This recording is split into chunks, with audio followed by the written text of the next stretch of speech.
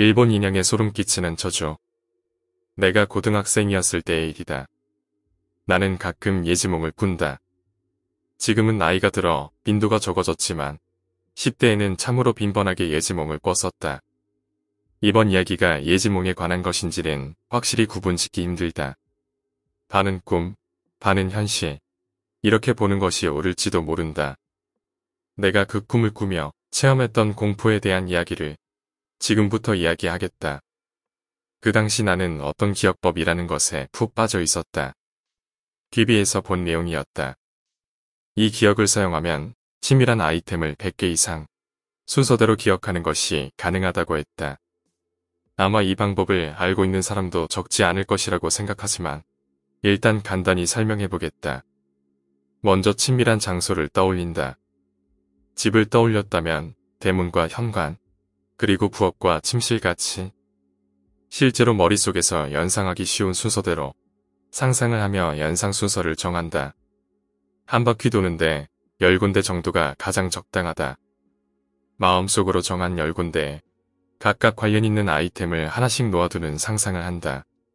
기억해두고 싶은 아이템이 만일 편의점 봉투라고 한다면 대문에 그 비닐봉투가 걸려있는 광경을 연상하는 방식이다. 그 다음에 놓아두고 싶은 아이템이 귤이라면 현관문의 한 구석에 귤을 놓아두는 연상을 하면 된다. 한 바퀴 돌며 10군데 전부 관련 아이템을 놓는 것을 완료했다면 다시 한번 똑같은 코스를 반복해 돌면서 아이템을 놓는다.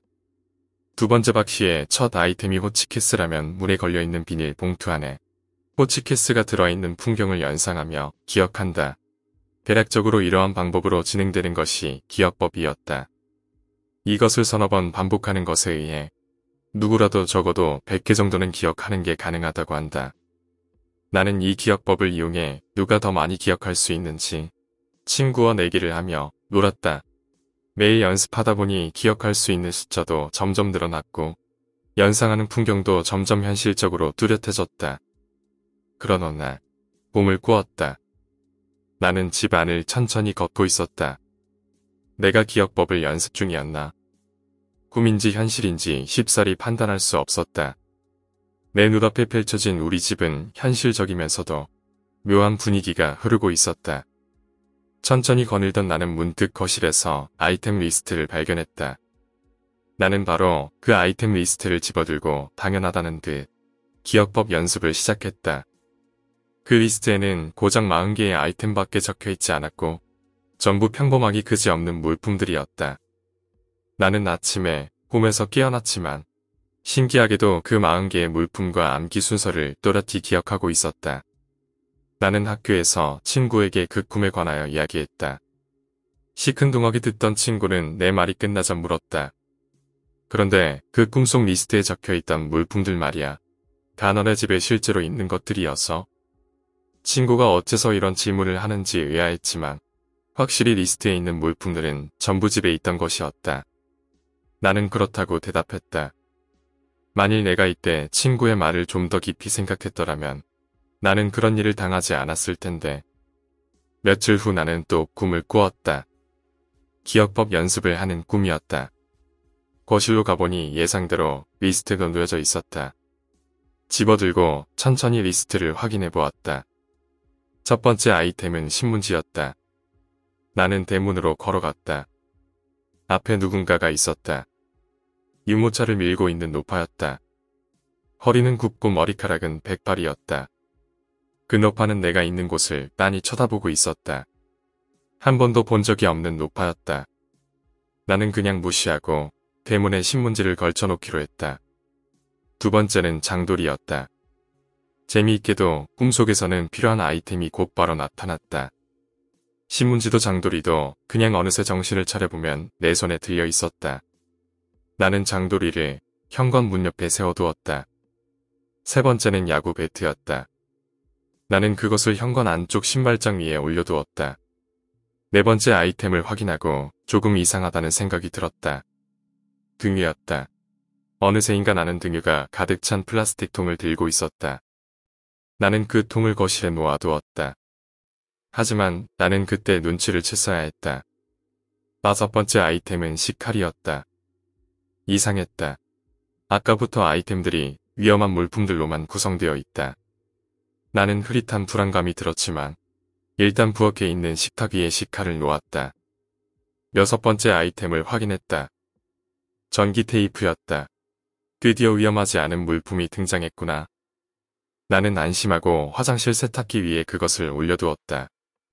7번째는 시멘트라고 적혀 있었다. 시멘트라고? 나는 시멘트가 들어있는 봉투를 목욕탕 안에 놓았다. 이상하다. 이 시점에서 나는 꿈을 꾸고 있다는 사실을 완전히 인식한 상태였다. 어떻게 해야 할지 잠시 망설였지만 일단은 한 바퀴 돌고 나서 생각해보기로 했다. 다음 차례는 내 방이다.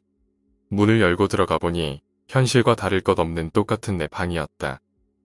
8번째 아이템은 밧줄이었다. 나는 침대 위에 밧줄을 휙 하고 던졌다.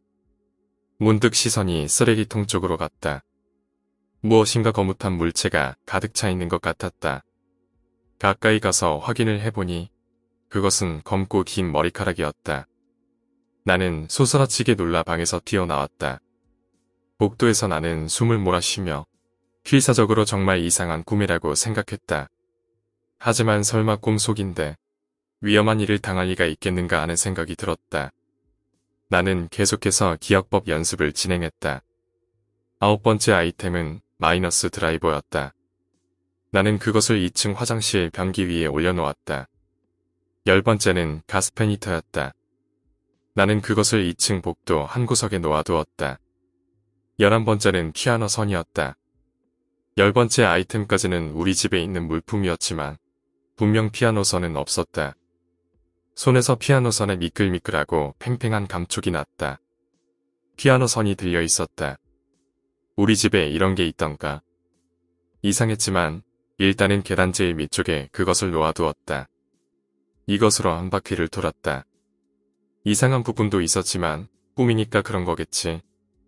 나는 2바퀴째를 돌기로 했다. 하지만 그 결정이 커다란 실수였다는 것을 나는 곧 깨닫게 된다. 현관에서 나가 대문으로 향했다. 리스트를 보니 다음 아이템은 라이터였다. 그 순간 뭔가 소리가 났다. 대문 밖에서 나는 소리였다. 다가가서 보니 아까 봤던 그 노파가 내가 대문에 걸어둔 신문지에 라이터로 불을 붙이려 하고 있었다. 나는 허둥지둥 대문 건너편에 손을 뻗어 노파에게서 라이터를 빼앗았다. 다행히도 불은 붙지 않았지만 나는 그때부터 이 꿈이 명백하게 이상하다는 것을 눈치챘다. 무슨 짓이야? 야고 소리를 질렀지만 노파는 입을 굳게 다물고 나를 빤히 쳐다보더니 갑자기 사라졌다. 나는 대문에 걸어둔 신문지로 라이터를 둘둘 말아 우체통 안에 쑤셔넣고 현관 앞에서 애써 사고를 정리해보려 노력했다. 이 기묘한 현실감과 정상적이지 않은 진행 상태. 내가 기억법 연습을 계속해야 하는 것인지 고민이 됐다. 마치 나의 감이 경고를 하는 것 같았다. 하지만 꿈이라는 것을 이미 자각한 상태다. 무슨 일이 생기면 잠에서 깨면 될 것이라는 생각으로 계속하기로 결심했다. 아이템 리스트를 확인해 보았다. 눈길용 타이어 체인이었다. 현관문 옆쪽 구석에 그것을 놓아두었다. 다음 아이템은 인형이었다. 우리 집에 인형 같은 것은 없는데. 하지만 어느새인가 내 손에는 인형이 들려 있었다. 일본 인형이었다. 어디서 본 것만 같은 기분이었지만 어디서 봤는지 떠오르지 않았다. 나는 그것을 현관문 안쪽 신발장 위에 두었다. 그리고 다음 아이템이 무엇인지 리스트를 확인해 보았다. 다음 아이템은 불이었다. 그런 걸 어떻게 놓으라는 소리지? 나는 불길한 예감이 들었다. 다음 차례는 거실이었다. 그리고 거실에는 아까 놓아둔 등유가 든 플라스틱 통이 있다. 설마 통에 불을 붙이라는 말은 아니겠지. 그 순간 현관에서 덜컥 거리는 소리가 났다. 나는 조심조심 현관문 밖을 내다보았다. 밖에 누군가가 있었다. 그리고 그 사람은 아까 내가 현관문 옆에 놓아둔 눈길용 타이어 체인으로 문고리를 칭칭 감고 있었다. 나를 가둬둘 셈인가? 나는 주춤하며 뒷걸음질을 했다. 내 다리에 부딪힌 등유통이 쓰러져서 콸콸 흘러나왔다. 등유는 순식간에 지면을 타고 현관문 밖에까지 흘렀다. 아까 노파가 불을 붙이려 하던 라이터 소리였다. 분명 아까 내가 우체통 안에 넣어놨는데 노파는 분명 그것을 끄집어내서 불을 붙이려는 속셈인 것이었다. 나는 전력 질주로 부엌까지 달려갔다. 순식간에 현관에서 거실까지 불길이 올랐다. 탄내가 집안 가득 차올랐다. 꿈속인데 뜨거움이 느껴졌다. 나는 잠시 부엌에서 불을 지켜보았다. 불길은 서서히 임박해오고 있었다. 이건 보통 꿈이 아니다. 아기가 있는 누군가의 의지가 개입한 꿈이라는 생각이 들었다. 이대로라면 난 여기서 죽을지도 모른다. 꿈에서 죽는다면 현실의 나는 어떻게 되는 거지? 나는 두려워서 어떻게든 타개할 방법이 없을까 하고 리스트를 보았다. 그리고 그 순간 나는 얼어붙었다. 다음 아이템은 다름 아닌 발목이었다. 패닉에 빠져 우엉좌엉 하다가 일단 다가오는 불길을 피할 요령으로 화장실 쪽으로 달려가기로 생각했다. 그 순간이었다. 무엇인가 질질 끌리는 소리가 들렸다. 소리의 근원지를 보니 신발장 위에 두었던 일본 인형이 첫 바퀴를 돌 때 놓아두었던 야구 배트를 질질 끌며 다가오고 있었다. 꿈이라고는 하지만 사태가 점점 심각해져 갔다. 인형은 손에 든 야구 방망이로 화장실로 달려가는 내 다리를 무서운 속도로 가격했다. 나는 쓰러지고 말았다. 굉장한 아픔이었다. 꿈인데도 이렇게나 아픔이 느껴지다니. 하지만 그 아픔을 뛰어넘는 격통이 발밑으로 느껴졌다. 쓰러진 자세로 고개를 들어 발밑을 보니 아까 그 인형의 손에 식칼이 들려 있었다. 그리고 없었다.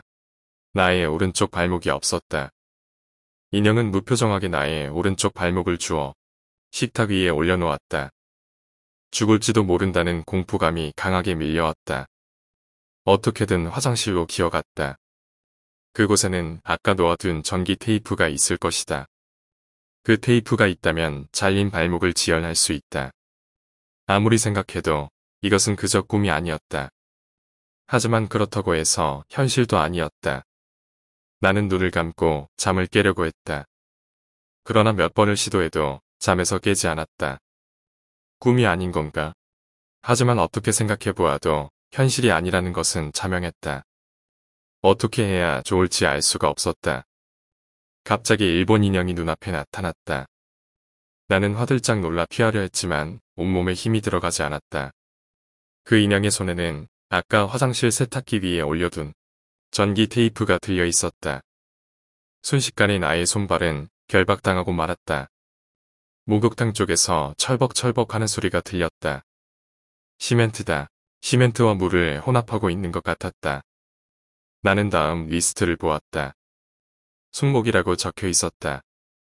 인형은 무서운 힘으로 나를 목욕탕으로 데리고 가 왼쪽 손을 시멘트 안에 밀어 넣었다. 시멘트는 순식간에 굳었다. 그러자 인형은 다시 엄청난 힘으로 나를 끌어당겼다. 그리고 나의 왼손은 뜯어져 나갔다. 주변의 모든 움직임이 슬로우 모션처럼 보였다. 아까까지 목욕탕 안에 가득 차있던 시멘트는 어느덧 간데없이 사라지고 인형이 나의 손목을 줍고 있었다. 감각이 마비된 것인지 아픔은 더 이상 느껴지지 않았다. 나는 내 방으로 기어갔다. 창문 밖으로 도망치기 위해서였다. 아마도 지금 이 공간은 누군가의 저주에 의한 결계 아닐 것이다. 그 결계는 아마도 대문과 정원을 포함한 우리 집이겠지. 그렇다면 내가 결계 밖으로 나간다면 이 지독한 꿈에서도 깰 수 있으리라. 등 뒤에서 강렬한 아픔이 느껴졌다. 아까 놓아둔 마이너스 드라이버에 찔린 것이다. 계단 앞을 지나 내 방이 있는 곳으로 향하려던 순간 무시무시한 힘이 나를 2층으로 끌고 올라갔다. 2층 복도에 내팽개쳐지자마자 2층 한가득 이상한 냄새가 나는 것을 알 수 있었다. 잘 보니 가스페니터의 전선에 상처가 나서 가스가 새어나오고 있었다. 2층은 이미 가스로 자욱했다. 틱틱틱 하는 소리가 나며 누군가가 라이터에 불을 켜려고 하고 있었다. 나는 계단 아래로 몸을 던지듯 뛰어내렸다. 그리고 엄청난 기세로 불길이 폭발하듯 2층을 메웠다. 나는 동시에 1층으로 떨어졌다. 그리고 엄청난 아픔이 느껴졌다. 오른쪽 귀가 잘려 있었다. 아까 계단에 두었던 피아노 선이 양쪽 기둥에 팽팽히 묶여져 피를 머금고 있었다. 나의 몸에서 경련이 일었다. 지금 포기하면 나는 아마 죽어버리겠지. 벌써 집의 반 이상이 불길에 휩싸여 있었다. 나는 마지막 힘을 쥐어짜서 내 방으로 기어갔다. 그리고 방문을 열고 나는 보았다. 아까 침대 위에 던져둔 밧줄이 어느새인가 고리를 만들어 천장에 매달려 있었다. 내 머리를 기다리고 있는데 쓰레기통 안에서 무엇인가가 꿈틀대고 있었다. 나는 무시하고 창문으로 향했다. 나를 공격하던 일본 인형이 창틀에 서서 나를 지켜보고 있었다. 흡사 나를 밖으로 내보내지 않겠다고 말하는 듯한 모습이었다. 급격하게 전신에 빗기가 빠지는 것 같은 느낌이 들었다. 의식이 희미했다. 이제 죽는 걸까? 그때 눈앞에 리스트가 적힌 종이가 팔랑팔랑 떨어졌다. 흐려져가는 의식 속에 나는 리스트에 적힌 마지막 아이템을 보았다. 잉어인이었다. 그것을 본 순간 나는 모든 것을 기억해냈다. 그 순간 옷장에서 엄청난 빛이 쏟아져 나왔다. 일령이던 불실과 아이템. 나를 공격한 인형들을 눈부신 빛이 집어삼켰다. 인형의 단말마가 들리는 듯 했다. 그리고 나는 깨어났다. 나는 내 방 침대에서 자고 있었다. 일어서서 손발을 보았지만 다친 곳은 없었다. 비도 양쪽 다 제대로 달려 있었다. 시계를 보니 아침 7시였다. 어머니가 아침 식사를 준비하고 계셨다. 나는 식탁에 앉아 달력을 보았다. 5월 5일이었다. 왜 그러니? 오늘 학교에 안 가는 날이잖아. 조금 더 자렴. 어머니는 재빠르고 솜씨좋게 식탁에 앉아있는 내 앞에 아침 식사를 차려주시고 걱정스러운 듯 내 얼굴을 바라보셨다. 나는 한동안 묵묵히 있다가 차츰차츰 내가 꾼 꿈과 어릴 적 가지고 있던 5월 인형에 대해 이야기를 시작했다. 어릴 적 나는 5월 인형을 2개를 선물 받았다. 하나는 킨타로 인형이었고 다른 하나는 미라모토노 요시츠네였다. 나는 커다랗고 귀여운 킨타로 인형이 대번에 마음에 들었지만 요시츠네는 평범하고 그다지 마음에 들지 않았었다. 매년 5월이 되면 이 두 인형을 꺼내어 내 방에 장식하곤 했다. 어느 날 나는 장난감 대신 요시츠네 인형을 가지고 놀고 싶었다. 유리 케이스 안에서 요시츠네 인형을 꺼내어 친구의 괴수 인형과 싸움놀이를 하며 놀았다. 놀이는 갈수록 격해져서 강에도 담갔다가 끈으로 묶어 빙글빙글 돌리기도 했다. 그리고 끝내는 폭죽으로 해서는 안 될 장난을 하고 만 것이다. 나는 알아볼 수 없을 정도로 본 모습을 잃어버린 요시츠네 인형이 갑자기 무서워졌다. 망가진 요시츠네 인형을 그 상태로 케이스에 넣고 옷장 구석에 처박아 버렸다. 그 당시 나는 어머니에게는 그냥 방해돼서 치워버렸다고 둘러댔었다. 이듬해 나는 중학생이 되었다. 2개의 5월 인형은 그 이후로 옷장 속에서 나오는 일이 없게 되었다. 어머니는 조용히 내 말을 들어주셨다. 그랬구나. 요시츠네 인형은 분명 외로웠던 것일 거야. 나는 어머니와 아침 식사를 마치고 옷장에서 2개의 인형을 찾아냈다. 몇 년 만이었다. 긴타로 인형은 받았던 때와 동일한 모습이었지만 요시츠네 인형은 내 기억보다 몇 배는 더 흉측한 모습으로 변형되어 있었다. 나는 변형된 곳을 컬러 플라스틱과 접착제로 보수했다. 너덜너덜해진 갑옷도 새로 만들어 입혔다. 다음 날에 더할 나위 없이 늠름해진 요시츠네 인형이 완성되었다. 나는 요시츠네 인형 앞에 무릎 꿇고 앉아 내가 어릴 적 했던 행동들을 마음 깊은 곳에서 사과했다. 이제부터 소중히 다루겠다고 맹세했다. 그리고 두 인형을 5월 내내 내 방에 장식해 두었다. 지금 생각해보면 분명 그 꿈은 어릴 적 나를 지켜준 은혜도 있고 흉측하게 변형된 그대로 암흑 속에 방치해버린 나에게 보내는 인형들의 경고였을 것이라고 생각한다. 그 이후로 나는 지금까지 그 꿈을 꾸지 않는다. 하지만 지금 눈치챈 것이지만 이상한 점이 한 가지 있다. 대문 밖에 있던 그 노파다. 그 꿈의 결계는 분명 마당을 포함한 우리 집 전체였다. 하지만 그 노파는 결계에 박혀 있었다. 그 이후로 그 노파에 관한 꿈 역시 꿔본 일은 없지만 그 사실에 대해 눈치채버린 지금 매우 불길한 예감이 든다. 오늘 이야기는 여기까지입니다. 오늘 이야기가 재미있으셨다면 구독과 좋아요, 댓글 부탁드립니다. 댓글은 저에게 정말 큰 힘이 됩니다. 감사합니다.